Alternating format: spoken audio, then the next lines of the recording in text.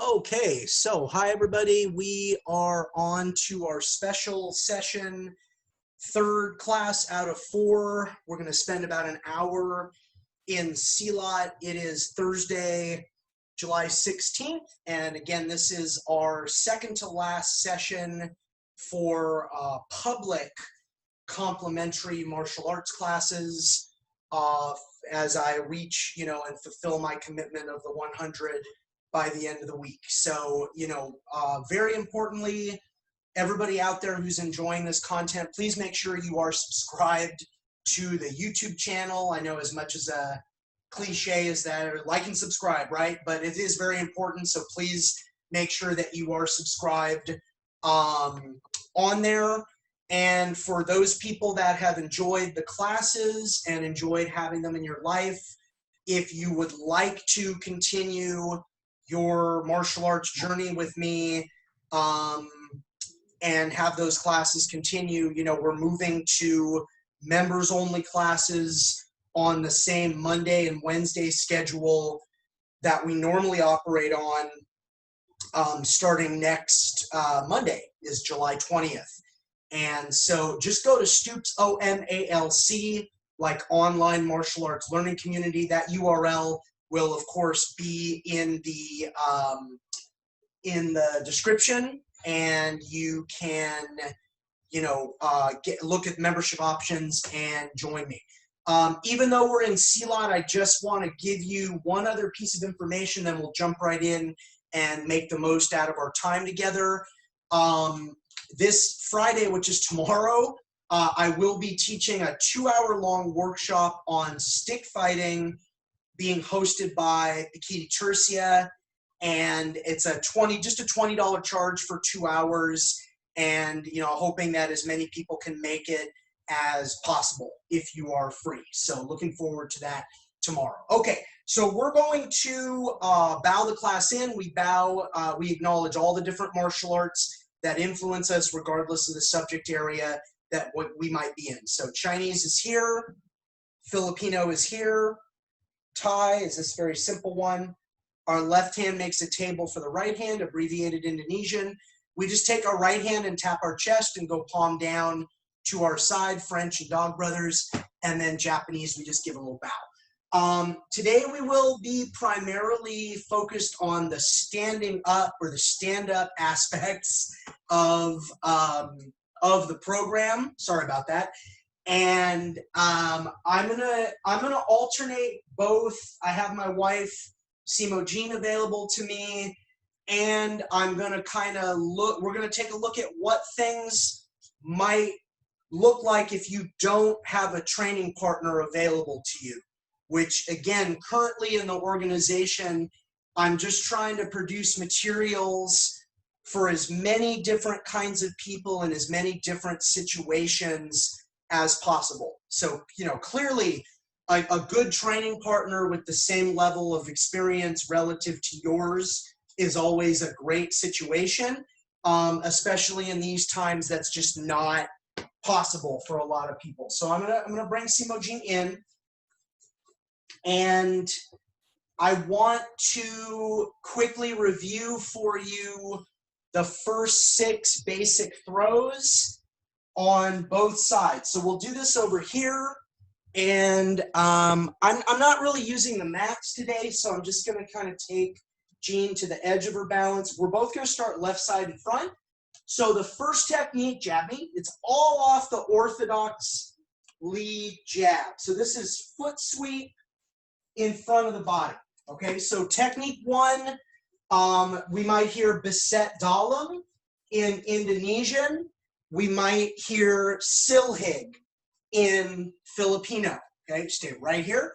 If you're by yourself, left lead, your work, I like to split entry, maybe a diagonal gunting, but we're grabbing the wrist with our left hand. We're forcing that person down, hunched over. We end up in front of them. Our beset takes place with the right leg. We're kneeing as we go after the other supporting foot and then sweeping that out towards our left foot. So one more time with a partner here.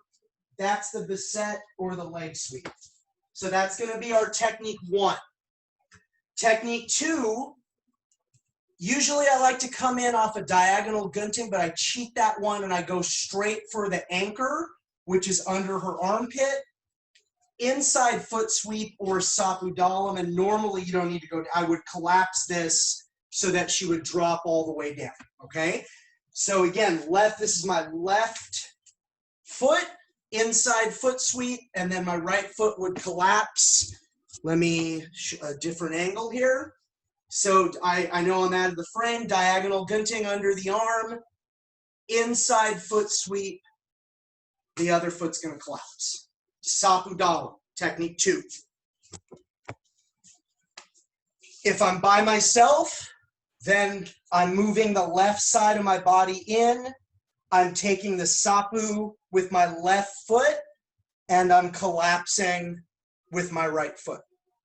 Okay, so again, entering, normally I teach the diagonal gunting, rear hand parries, left hand or lead hand lays over the top. With that one, I like to just come into the anchor, left sapu, and the right foot is going to collapse that so that we run it in the air. The third one, sapu luar, has the most moving pieces, and after so many years, this tends to be the hardest for most people. So if I split this and move this out, I have a right elbow to a right anchor on her right shoulder, right knee, and what I'm really looking for is to push down her shoulder line so that she steps back. So on the low line, I know my split entry is out of frame, my elbow's out of frame. If I knee, I'm looking for that right foot to go back. Yep. Okay, that's what I'm looking for. And then normally downward diagonal pressure with my right hand, rising diagonal pressure with my, that's it, with my right foot. Okay, so you have this kind of, I'm looking for that right foot to step back, and then downward pressure here, rising pressure with my foot. But you know, I'm not gonna have her take any falls today. Okay, so I mean, if I'm by myself, I'm dealing with the jab. There's my elbow into my anchor, knee into position, and there's my sweep. Okay. Fourth technique, beset luar, or again, silhig in Filipino, here. Okay, and so come back a little bit. Really, I'm looking, as I move in, I'm looking to touch, almost like I'm trying to touch her knuckles to a place on the floor here before this hand even lays in. And then on the low line, and this is I'll show you two approaches here. If you really watch Guru Inosanto, he's gonna just drive this pressure, and then my left hand, which I know is out of the frame, and the person's just gonna incidentally fall over your leg. Traditionally, we were always taught to do the actual beset and reap back as you have the upper and the lower body completely collapsing the person. So in Inosanto, it's a little bit more incidental. They just, you really work the upper body with this hand and the hand grabbing the wrist. They kind of fall over your leg, which stays in place. Traditionally, it was always enter and actually execute, which that beset by moving it back as you coordinate that. Very nice, yes. Okay. Fifth technique is our Puder Kabbalah, right? So, I'm sorry, if I split, as I open this, I like to come into this elbow to the brachial. Here's my underhook with my right and my anchor with my left. If I left knee, I'm gonna push her down the shoulder line, lift her arm, and swing her head through. Let me give you another here. Split, open, elbow, anchor, underhook, knee. So shoulder line control is I'm thinking this line, then lifting her arm and throwing her head back through on the same line. Puter Kabbalah, head and arm throw. Puter Kabbalah would be a little bit more, would be Indonesian. Labay would be Filipino, or again in English, head and arm throw. You know, Guru Dan always says, and I like this advice, if you can remember the traditional terminology, remember it. If you can't remember it in English. If you can't even remember it in English, make up a name that helps you remember the technique. And if you come up with some cool name that helps you learn all of this easier, you know, please share it with me. And if I use it, if I like it, I will always give you credit. That's happened several times in my practice as an instructor.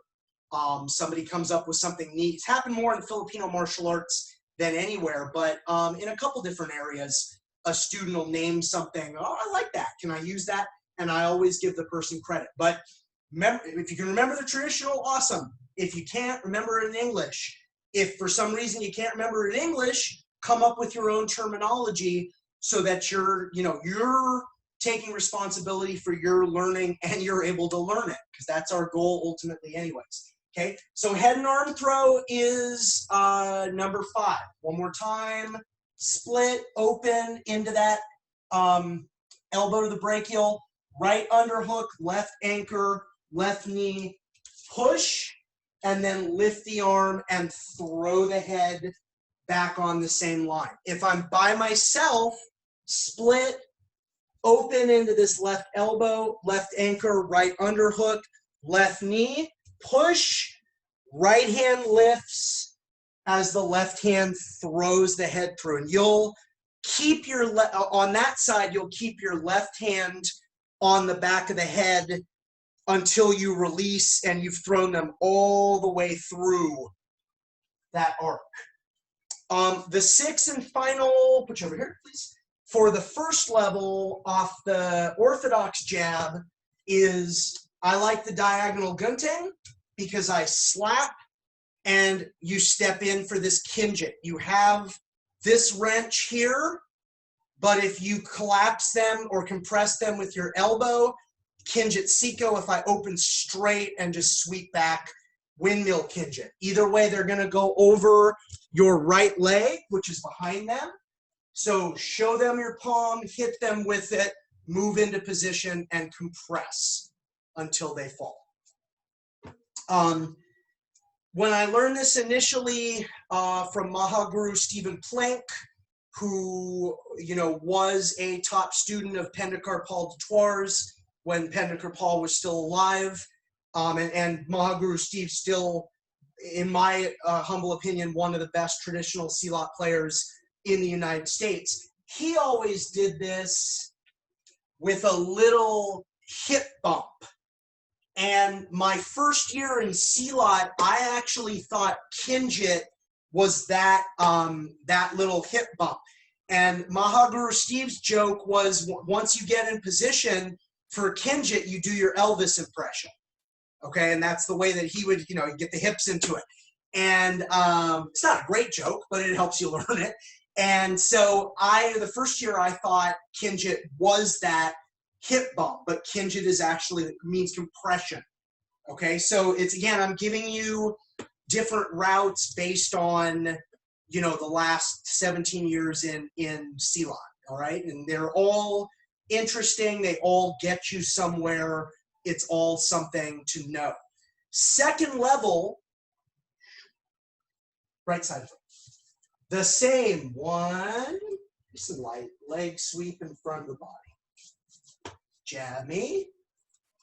2, inside foot sweep. Normally I would collapse her. I'm going to skip because we're on harbor force. 3, swing this out, elbow, anchor, knee, outside foot sweep, and there we go. Okay, Sapu Luar, Walisk, technique 3. Jab me. Technique 4, leg trip behind the body. Beset Luar, either keeping the leg immobile and having them fall over it, more in a Santo style, or more traditional where you actually express that bisette along with working the upper body. Technique 5 is I'm going to come into this elbow, underhook and anchor, knee, shoulder line control, and then swing her and throw her through. So for everybody on the head and arm throw, okay, when you knee push, you should have the feeling that you're going to pull them back and throw them through on the same line that you just push them down. Okay, so you come into your elbow, anchor, and underhook, knee, push down the shoulder line, lift the arm, and swing around and throw them through right back on the same line that you just pushed them down, if that makes any kind of sense. Okay, look at the, I know I'm not dropping Gene, but look at the coordination here. Knee, push. So I'm pushing her away, lift this, and then I would chuck her through on that same line down which I just pushed her. Okay, come over here, please. And then right lead, jab me. Okay, show them your palm, hit them with it, step into position. Kinjit Siko, windmill Kinjit, they're both good. One of my Silat pet peeves, please don't ever do this because it's dangerous and it negates everything about this technique, is this. Okay, because as I Kinjit here, she's gonna grab me because she doesn't want to fall. She might not grab me because I'm all sweaty. But okay, in actuality, your opponent's gonna grab you when you go with that arm over. So it's really important, no matter which lead, you go over this arm. Because if this is over, it's bad news. They're gonna grab you. If you go under it, going over this arm, okay, super important. Okay, so those are what I like to call basic offense. The first level is yellow ikit. You're just learning those 6 off somebody in a left lead, Joe or Jane generic, firing the orthodox lead jab. Second level, orange ikit, you're learning, they're a southpaw. Their right side is in front and they're firing their jab, and you're learning those same basic 6 on the other side. By the time you get to green, pick a lead, okay?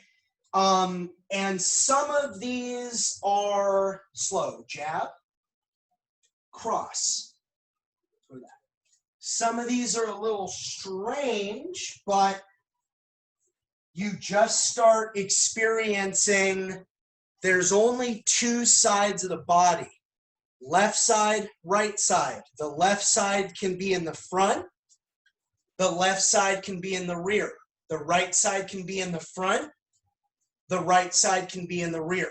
So green, the third level, we also just start kind of picking our spot. You might want to attack with one of those basic 6, the left side of the body when it's in the front, or you might just want to deal with the jab and then the cross comes in, and you still might want to just attack the left side in the front, or you might go deal with the right side in the rear. We're starting in the third level to not be so dependent on they've got to be in this lead, because by the third level, you have the basic 6 on both sides. The third level, that's fine, jab me.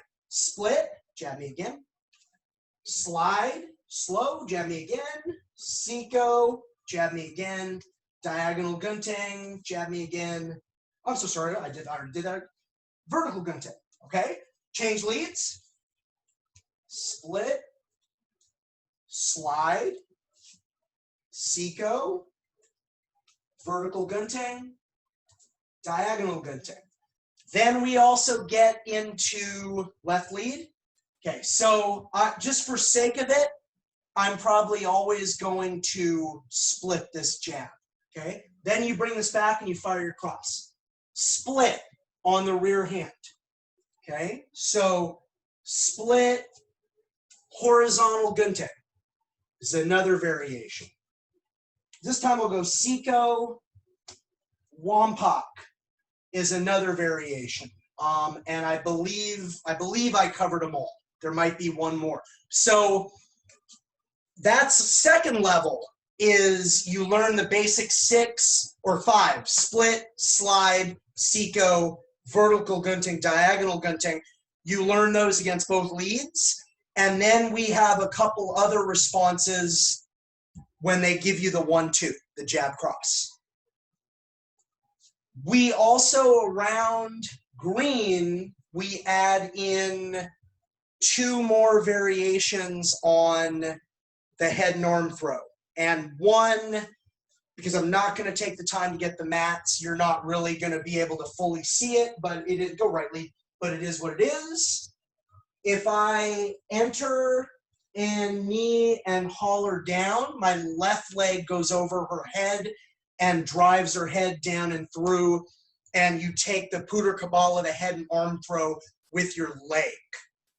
That's one of the variations that we add. The other one that we add is we're going to come in and wrap this up. So it's a guillotine, smash her face in my knee, and throw her head through normally. That gives us 8 basics. So stay with me.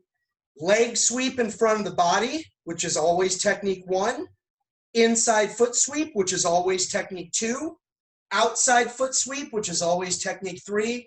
Leg sweep or leg trip behind the body, which is always technique 4. Then we can kind of muck around with the order. Head and arm throw with your hand. That's the way that we learned it initially. Head and arm throw with a knee, and then your leg goes over. Head and arm throw preceded by wrap, smash, throw, and then Kinjit. That which started off as number 6. Remember Kinjit? Kinjit Siko or Kinjit, windmill Kinjit.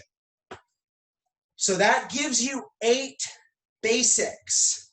We track these 8 basics, and we develop the ability throughout the curriculum to get into them in a number of different situations. So we're going to start all the way over here.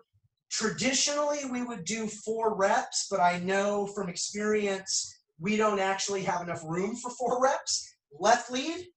Okay, so what I do here is maybe I split and I go into technique 1, but I allow her to stand up and move into a right lead. I do technique 1, but I let her stand up, and we've now run out of room, but we would do 4 normally. And so the feed, boom, as you go here and you bring me down and you beset that back, you let me stand up, and then I give you the jab on the right side. You bring me down, you sweep this back, but you let me stand up, and then I give you the jab on the left side. So you get 4 reps, 2 in each lead, and you string those together, okay? So another example, I'll just cut off our heads just a little bit figuratively, okay? Jab me, number 2. Here, real lightly. Inside foot sweep, but she steps out of it into a right lead. Jab me. Inside foot sweep, but she steps out of it into a right lead. And so on. And again, normally we would do 4, and then after the 4th rep, I would feed her in one lead, and she would match me and then brush me back. So that's another methodology that we have. That is actually, I believe, at purple belt. What I skipped was the Kawasaki series. Now we're going to take this super easy. We're not going to have any shin clashes. Your left lead.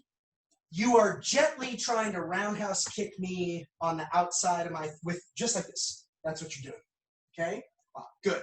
And go even half as fast and lighter. Okay? So number 1 is I'm always going to Kawasaki. You bring your foot back up. Boom. and I might come into technique 1, okay? So that's entering into technique 1. Karasaka, and bring your leg back, right? So then I'm Karasaka, and I would move into technique 2. I'm not gonna go through all of them. Ooh, Karasaka, elbow, and I'd come in, whoops, to technique 3. And then come over here, this way you don't fall at all. Technique 4, boom, I'd come in, and I'm ready to do the beset behind the body, and so on. Head and arm throw with the hand on both sides, head and arm throw with the leg on both sides, head and arm throw with wrap smash throw on both sides, and then to kinjit as well. And one little word for everybody watching, slap the face and elbow. I won't really slap you. Slap the face and elbow is always a great way to transition to the other side of the body. So if she kicks me, if I Karasaka, this left side is all, especially she's in a left lead, you put your foot down, is this left side is always available to me. I can always just slap and elbow, and that's my transition to start to attack the left side, the right side of her body. Or even if I don't feel like I have a stem, if I just want to slap an elbow to come in and attack this time the left side of her body. So you're always, you slap with the opposite side hand of the side of the body that you're attacking, and you elbow the brachial. If you're attacking the left, you elbow with the left. If you're attacking the right, you elbow with the right. That's just a little trick to help you transition. Again, because our goal is to later think of just, there's just two sides of the body, and the left can be in front or the left can be in the rear. The right can be in front or the right can be in the rear. That way we're not, that way we're developing some bilateralism, and we're not incredibly dependent on, it's always got to be in this. You know, I can't do technique 1 unless we're in a left lead. It's, as much as possible, we want to try to transcend that. We're always going to have techniques that we prefer on a particular side of our body, and I get that, okay? But we want to try to strive to be able to own these 8 techniques on either side of the body and have a bunch of different ways that we get into them. So I showed this yesterday, and I'll remind everybody of this. Now you're not in a lead, and you're just facing me, and come a little closer. And so this is the one where you're hitting in, and this is our hubud. Some FMA instructors they don't like it unless you say hubud lubud, and then in certain dialects of Filipino, that's bad too. So in general, you're going to hear this called hubud. Sometimes it has a slightly longer name. If you want to be crazy safe and just call it the tying and untying drill, you can always do that as well. But all that's going on here is one person's hitting in, the other person's blocking, raising, slapping that down, and hitting in. That draws her block, she raises, slaps, and hits. So it's always block, raise, slap, hit. She does the same thing, block, raise, slap, hit. And again, that nomenclature comes from Sifu Paul Vunak. That is not mine, block, raise, slap, hit. And I think that's pretty sharp for teaching hubud, okay? So this drill, I know she's always hit. She's always going to be hitting in, hit with that right hand, hit, right? So let's switch sides based on this. So I can count on that when I get introduced to this. Technique 1, right? I can count on that if I'm struggling finding my throws within the flow. Because from your perspective, they're always going to block your shot. They're always going to raise it up. They're always going to hit it. And they're always going to either kind of a chop or a hammer fist. So you can depend on that. And I could time it, right? Here's my technique 2, and so on. So that's another, that's a constant. Or as I just start to get comfortable, I would probably say that you start to get a little bit greedy with finding the positions. It doesn't really matter where the person is in the cycle. You're just used to finding those particular positions no matter what. And that's really what we're striving for, is the recognition of those relationships in terms of your positioning necessary to bring about the throw or the sweep or the trip or the compression or whatever that might be.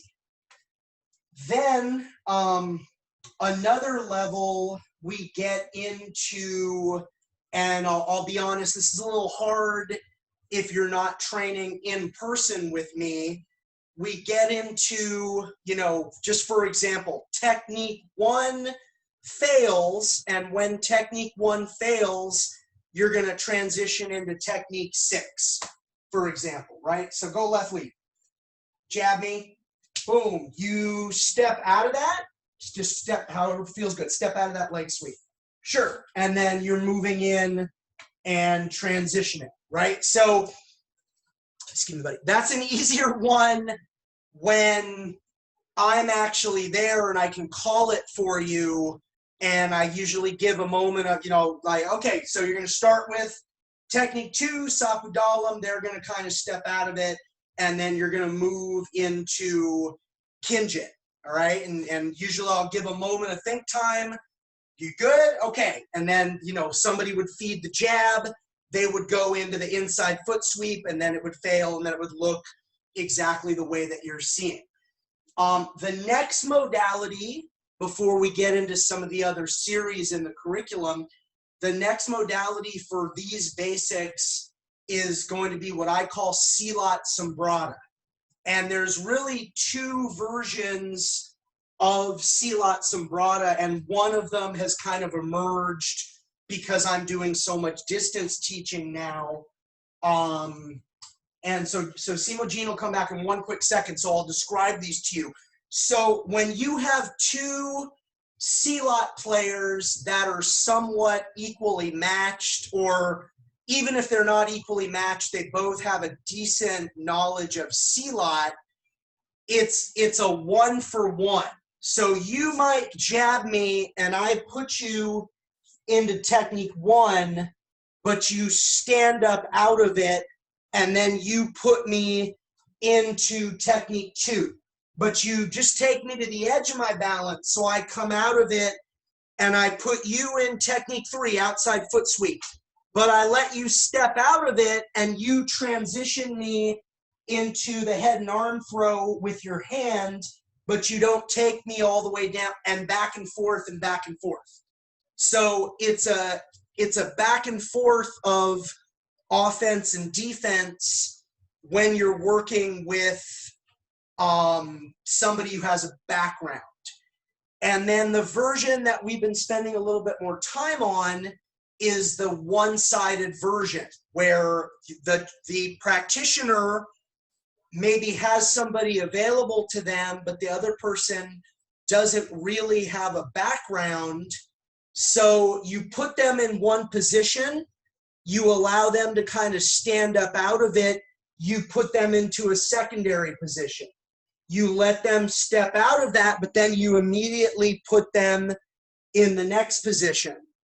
And so that's going to be a little bit more for when you don't have somebody who's got the background to do the back and forth. And, the reason I'm calling it Silat Sambrata is a family of drills in Filipino martial arts where it's counter for counter.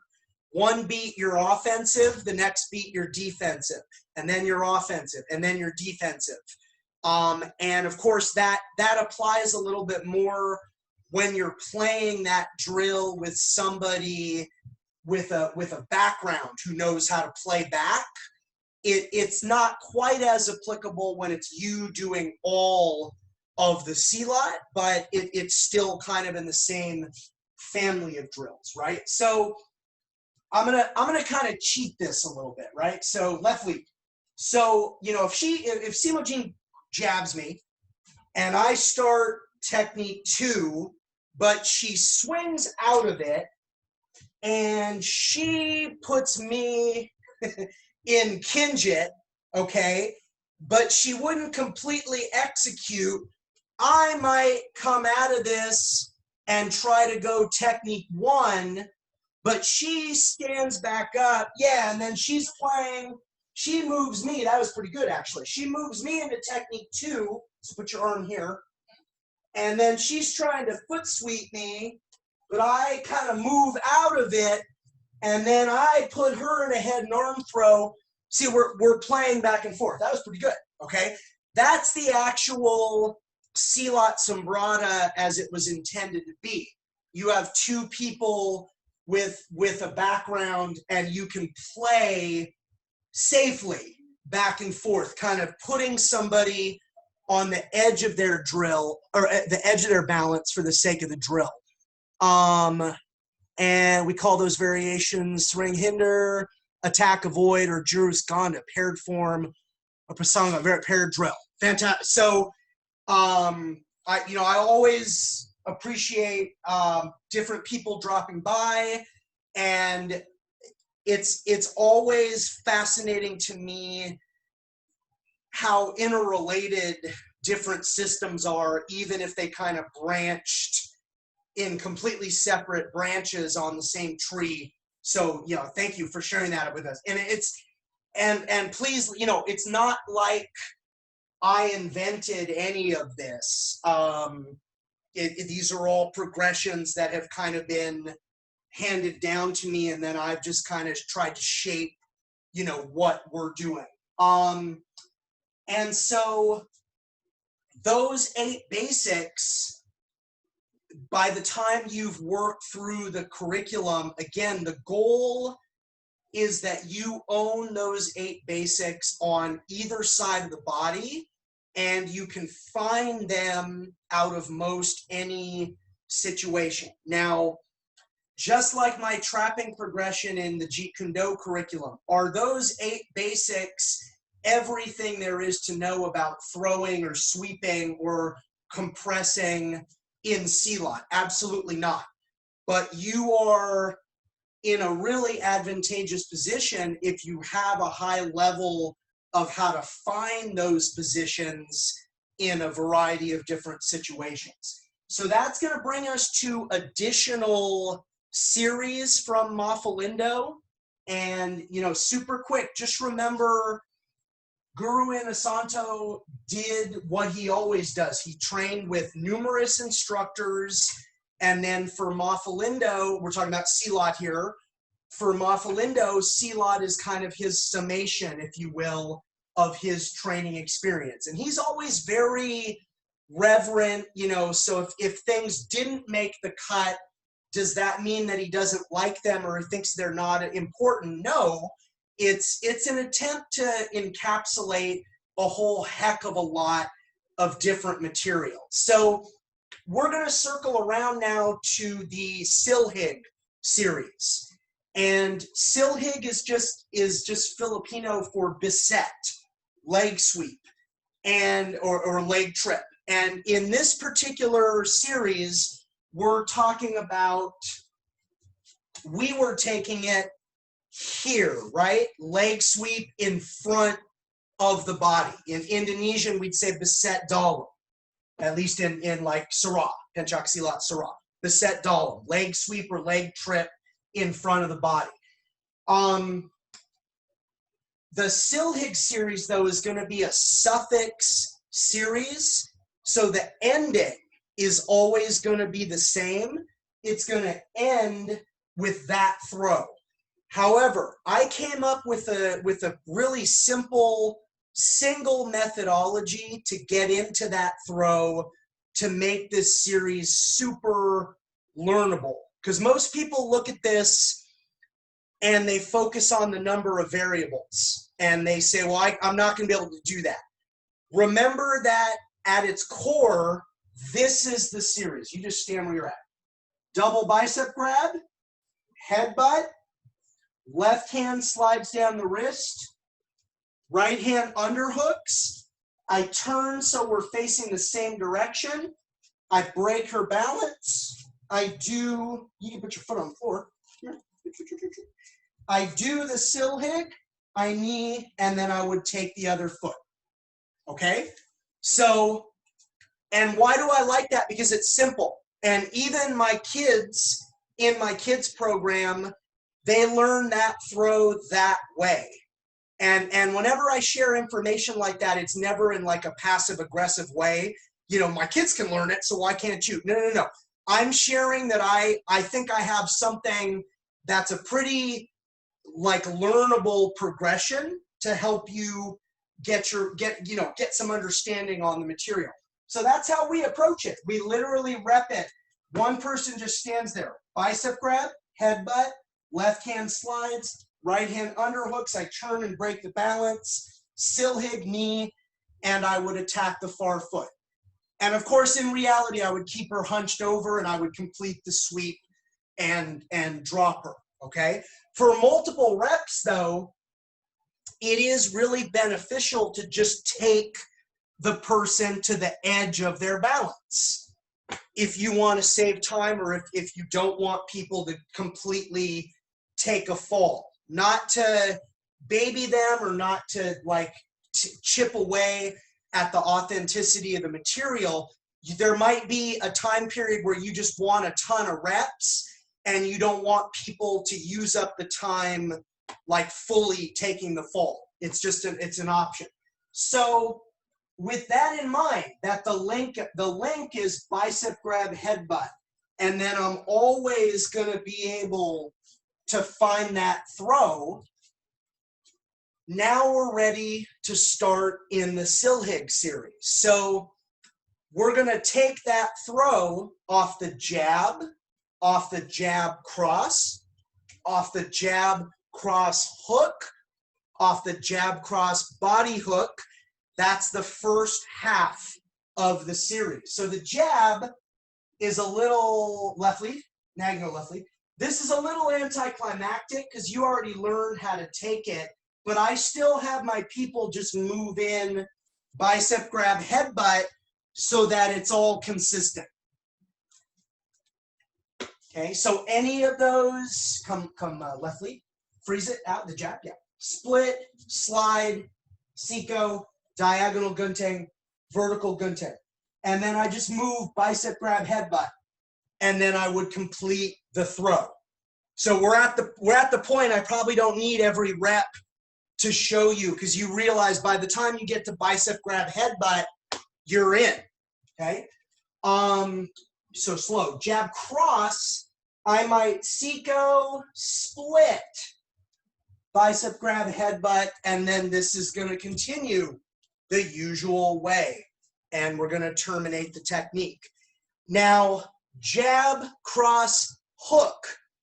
I'll show you all a really important point, and this is for just something to think about if you teach children or if you're ever going to have the kind of students that you, for whatever reason, you hesitate showing them kind of potentially really dangerous, nasty techniques, okay? So it's jab, cross, hook. In my kids program, split, cover and hit, tight cover, and then they just move in and they take it, okay? And I mean, yes, I know headbutts are no joke. The reason that's modified, though, in the adult curriculum, no matter what I do here, in the adult curriculum, it's this. Tight cover, but I turn my left hand palm up and I'm literally jamming my thumb into the throat. Then I can either overhook and take this or bicep grab headbutt if I want consistency, because that is technically another variable, and that's something to think about too, right? You might have people, they don't want another variable. However easy, they don't want to overhook. They just want to go here, bicep grab, headbutt, because that's what they know. Or if you have more advanced people and they can just handle the overhook, then you let them overhook. Jab cross body hook, again, in the kids program, I'm just going to ride it. Bicep grab, headbutt, and then I'm going to come in. Exactly. But again, tight cover on the hook or ride, those are more kickboxing modalities, right? That's not really Silat. Like that's more martial athletics. Not that there's anything wrong with that, right? When we say martial athletics, we just mean martial arts in the presence of some kind of rule set. Western boxing, Savate, Thai boxing, submission grappling, Brazilian jiu-jitsu competition, those are all martial athletics. And I just listed a lot of awesome martial arts, nothing wrong with them. But Silat at its core is supposed to be like a nasty wartime martial art that is unconcerned with rules. So adult program, jab cross body hook, whatever here, I'm gonna repeat this. This left hand goes into the throat while I ride. And then again, I can either overhook into the throw, or if I don't like that, just give me the body hook. Boom. If I just want to go bicep grab headbutt, because that's what I'm used to, then I just go right there. But we've again, if we're thinking martial athletics from what one of my FMA instructors calls like Joe or Jane generic, like the MMA, they train MMA, they're probably going to know how to box out of a left lead if they're right-handed like most of the population. Learning how to use our Silat against some basic Western boxing that's present in Western boxing, MMA, Thai boxing, Savate is very practical. Now here we have some lower body work. So we continue. She's trying. So you're just trying to do that. She's doing a low kick. Keep it to the inside of my thigh. Perfect. Pop. Good. And one more. Jam. And then you can put your foot down. I know it's off camera. Bicep grab, headbutt, and I'm in. So that's the counter for the lead roundhouse kick low, which is also part of the Silhig series. Okay, so rear roundhouse kick, again, like there. Well, we already kind of encountered this slow. It's the Karasak. And I know my hands were off screen. In Silat, we don't want to, we only do this like Thai style Karasak if the only other option is eating the actual leg kick, okay? We like to jam this right hand sungab in their throat or their eyes. So super slow. So kick me. Whoa, that goes throat or eyes to take the steam off it. Headbutt, and then I'm in for the rest of the throw. And then we have a counter for the lead roundhouse kick midline, the rear roundhouse kick midline, and then we actually take the Silhig against the first Thai boxing 4 count, which is left kick, cross hook, right kick. We defeat that 4-beat combination, and then we still take the Silhig. Okay, so you see what I mean? It's a suffix series. It doesn't matter what attack.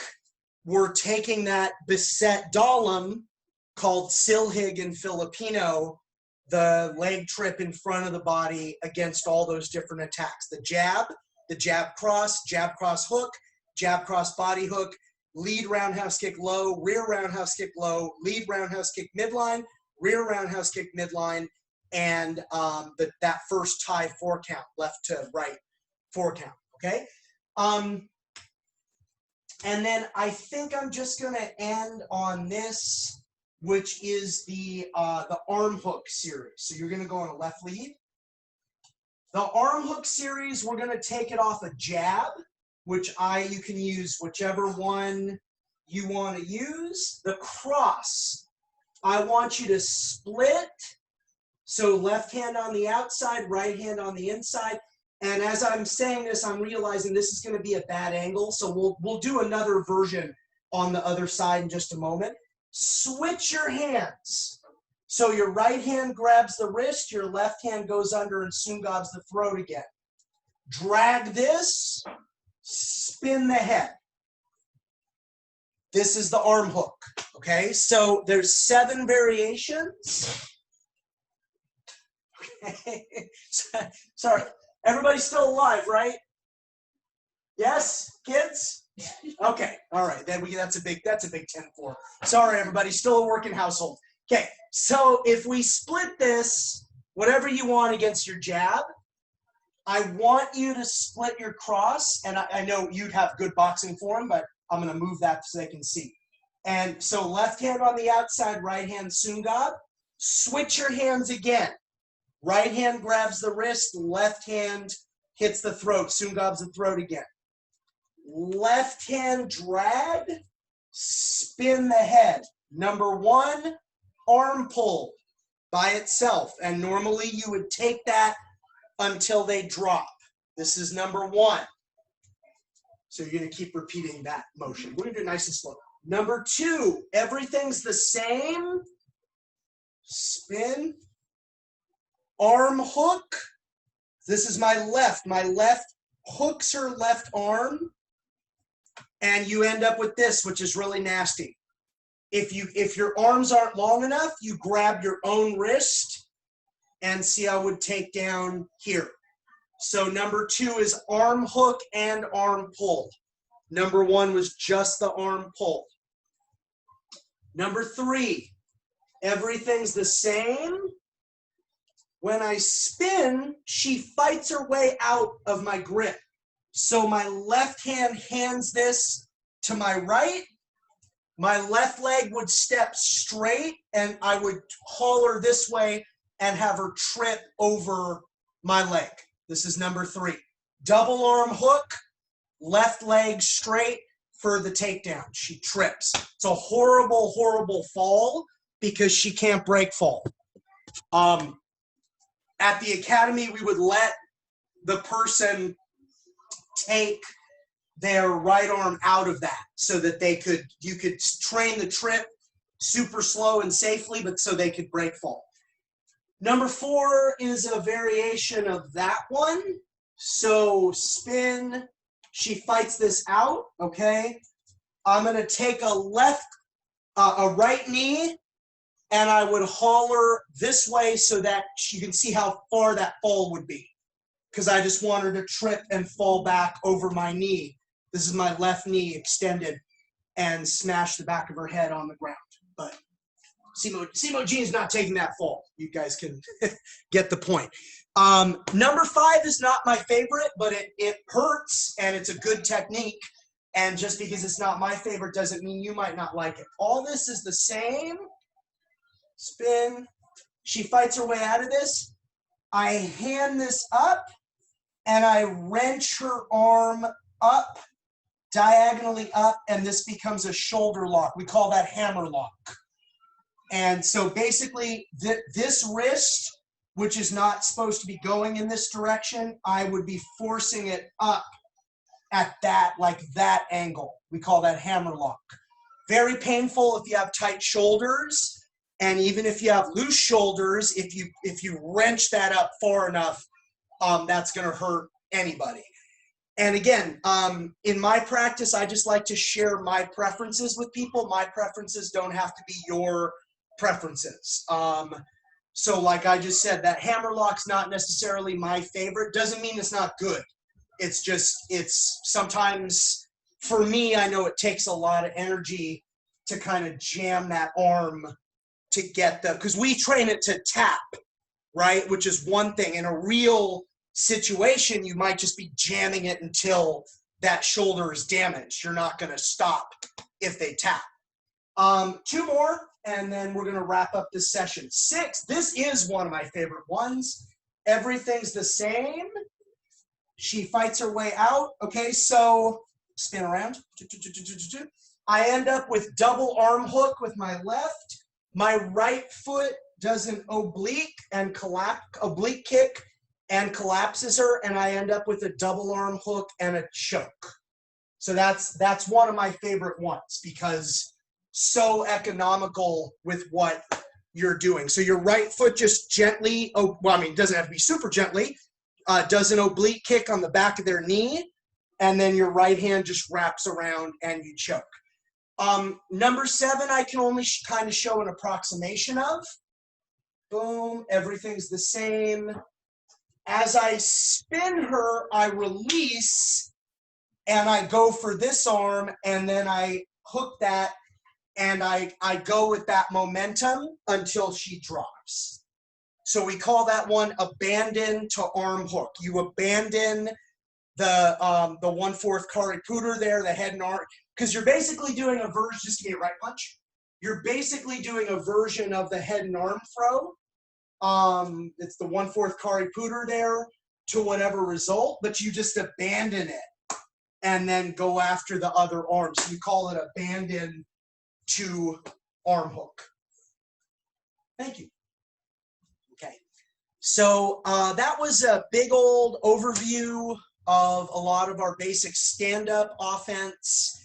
You know, once again, we will have one more complimentary session as part of the 100 on Saturday. That's going to be 11 a.m. to 3 p.m. Eastern time.